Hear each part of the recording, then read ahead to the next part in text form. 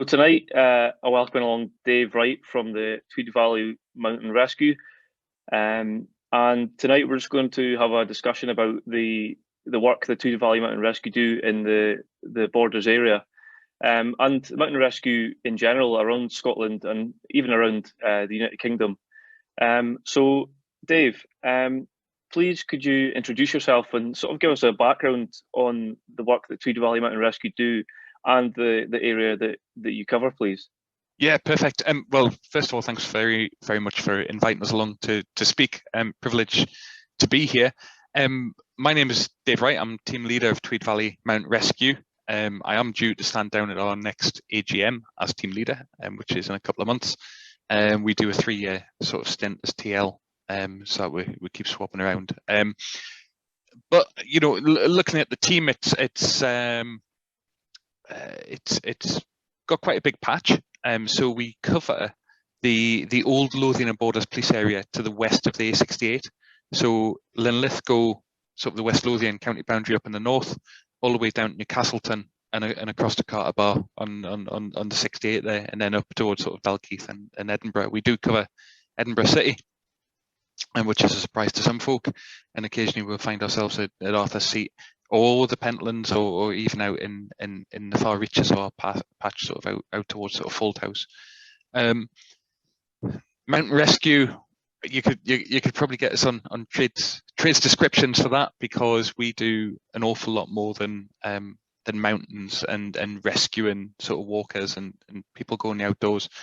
You know, as you would expect in our patch, there's a lot of mountain bikers with the mountain bike trails, and those guys occasionally have accidents. We go into the harder to reach spot to pick them up.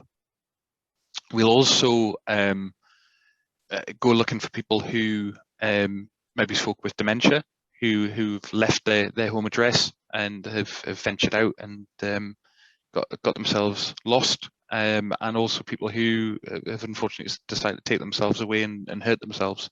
So we are quite heavily involved and specialised in missing person searches in remote areas. So tonight we're sort of discussing about farm safety and the sort of work that all you emergency services do, and the areas you cover and the risks that you actually take to come out to incidents and things like that.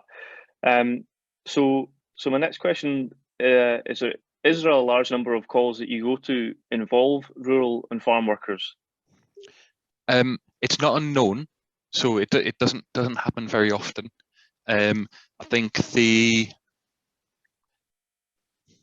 3 that I can remember, somebody, I think it was a utilities company, someone was working on remote land and had fallen off a pylon. There was another incident where a farm worker had been trapped, the quad had tipped over and landed on their femur and given them quite a really serious injury in a remote place. And the other one was, again, I think a farm worker who had gone off and not returned, and I think they'd become a bit snowbound and took an awful long time to get back to where they needed to be, and got a bit disorientated and stuff.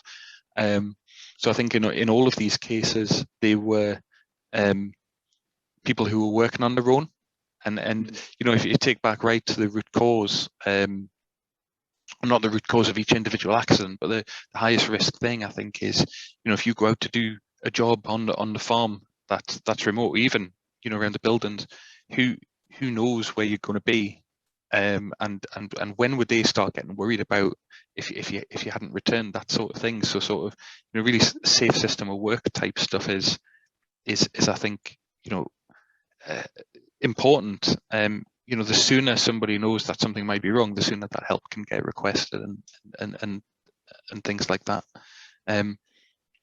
You guys all work in cold environments, or in hospitable environments from time to time, and you know, if you have an accident or injury, it's not going to take long before what could be quite a minor injury becomes sort of complicated by hypothermia, and you get extra exposure to the elements, I suppose.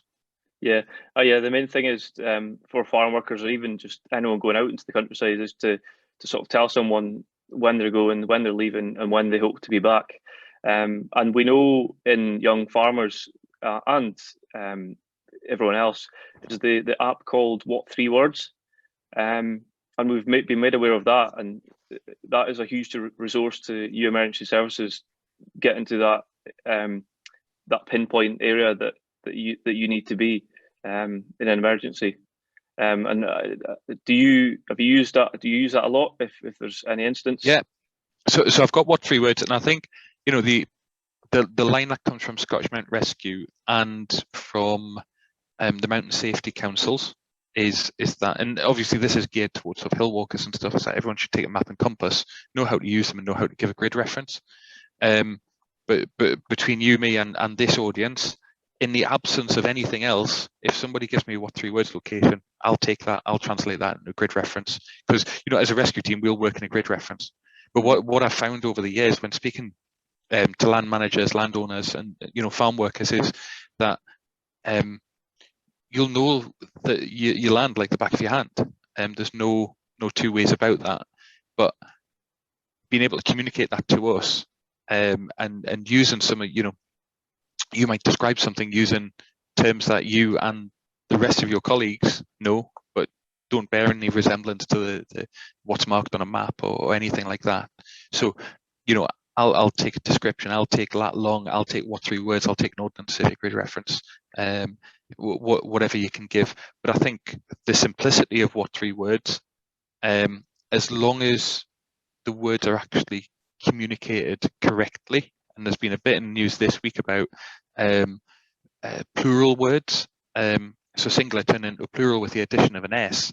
I think that's caused confusion down in the Lake District this week. It put there was two words very, very similar, but only about sort of 5 kilometers apart. So I think, as long as that information's accurate, that comes back, then What Three Words is a really good tool. That's probably easier to use than trying to work out grid references and all the rest of that.